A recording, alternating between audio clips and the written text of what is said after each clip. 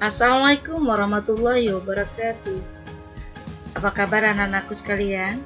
Kembali lagi Ibu Siti Aisyah akan menjelaskan tentang materi pelajaran permintaan dan penawaran. Materi pelajaran IPS kelas 7 semester genap bab 3 tema C. Tapi jangan lupa ya subscribe, nyalakan loncengnya dan berbagi. Terima kasih ya. Tujuan pembelajaran kita kali ini adalah 1. Dapat menjelaskan pengertian permintaan dan penawaran.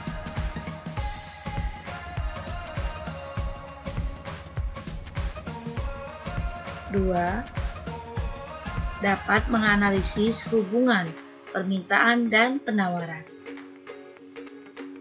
Baiklah anak-anakku, mari kita pelajari satu persatu. Yang pertama adalah permintaan. Saat ini kondisi negara Indonesia maupun negara di seluruh dunia meluasnya virus COVID-19 dan masyarakat harus selalu menjaga kesehatannya agar tidak tertular. Kebutuhan akan sanitizer dan masker semakin meningkat.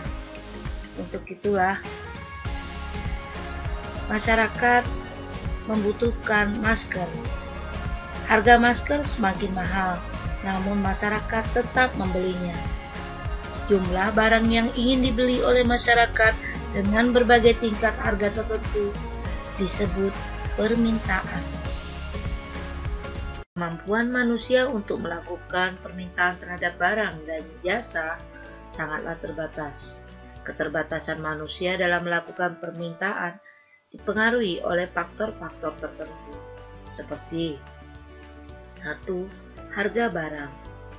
Harga suatu barang akan mempengaruhi banyaknya jumlah barang yang diminta. Jika harganya naik, maka jumlah barang yang diminta berkurang. Dan sebaliknya, jika harga barang turun, maka jumlah barang yang diminta bertambah banyak. Yang kedua, pendapatan masyarakat. Pendapatan yang diperoleh oleh seseorang akan sangat mempengaruhi permintaan barang. Jika pendapatan rata-rata setiap orang naik, maka akan mempengaruhi jumlah barang yang diminta bertambah. Sebaliknya, apabila pendapatan turun atau bahkan tidak memiliki pendapatan, maka akan sangat mempengaruhi berkurangnya jumlah barang yang diminta. Yang ketiga, selera masyarakat. Apabila sangat menyukai suatu barang, walaupun harga barang tersebut mahal, maka pembeli tidak menghiraukan adanya kenaikan harga. Apabila selera masyarakat terhadap barang tersebut rendah, maka permintaan barang tersebut juga rendah. Yang keempat, kualitas barang. Setiap orang menginginkan barang yang berkualitas, sehingga kualitas ini sangat mempengaruhi permintaan.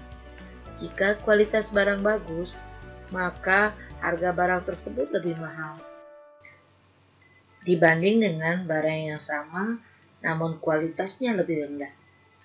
Yang kelima, harga barang lain. Banyak sedikitnya jumlah barang yang diminta biasanya dipengaruhi oleh harga barang lain. Apabila harga kopi lebih mahal dari harga teh, maka masyarakat cenderung membeli teh.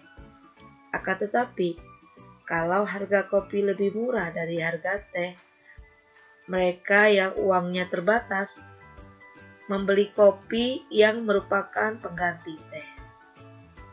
Yang keenam, jumlah penduduk. Jumlah anggota keluarga sangat mempengaruhi jumlah permintaan. Begitu juga dengan bertambahnya jumlah penduduk suatu negara, maka akan mempengaruhi permintaan terhadap barang. Yang ketujuh, ramalan masa depan. Pada saat krisis ekonomi, harga barang cenderung berubah-ubah, bahkan cenderung naik. Masyarakat akan menambah permintaan terhadap barang kalau diperkirakan harga barang tersebut di masa yang akan datang naik. Akan tetapi, apabila keadaan perekonomian negara sudah semakin baik, maka harga cenderung turun dan masyarakat menahan diri untuk mengurangi permintaan terhadap barang. Hubungan antara berbagai harga dengan jumlah barang yang diminta dapat digambarkan dengan kurva permintaan. Kurva permintaan adalah grafik yang menggambarkan sifat hubungan antara jumlah permintaan barang atau jasa dengan harga dalam berbagai kondisi. Permintaan dapat dibedakan sebagai berikut. Pertama, menurut daya beli konsumen. Menurut daya beli konsumen, permintaan terbagi dua. Satu, permintaan efektif, yaitu permintaan yang didukung dengan kemampuan daya beli.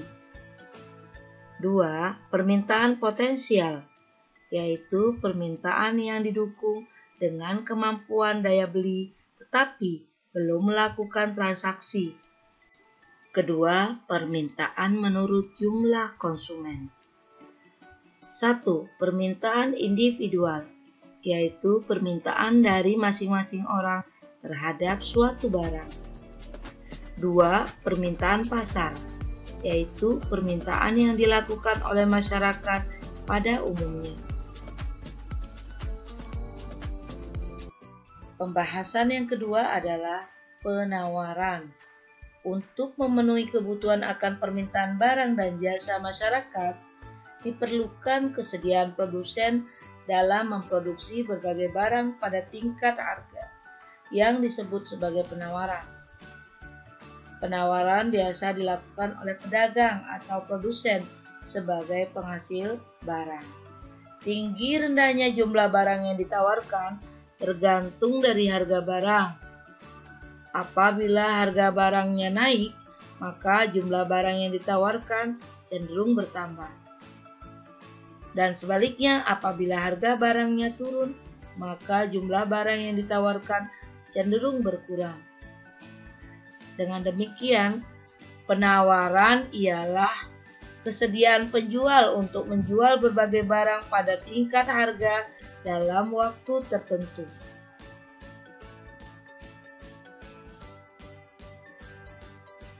Ada 4 faktor yang mempengaruhi penawaran, yaitu 1. Biaya produksi. Tinggi rendahnya biaya produksi akan mempengaruhi harga barang.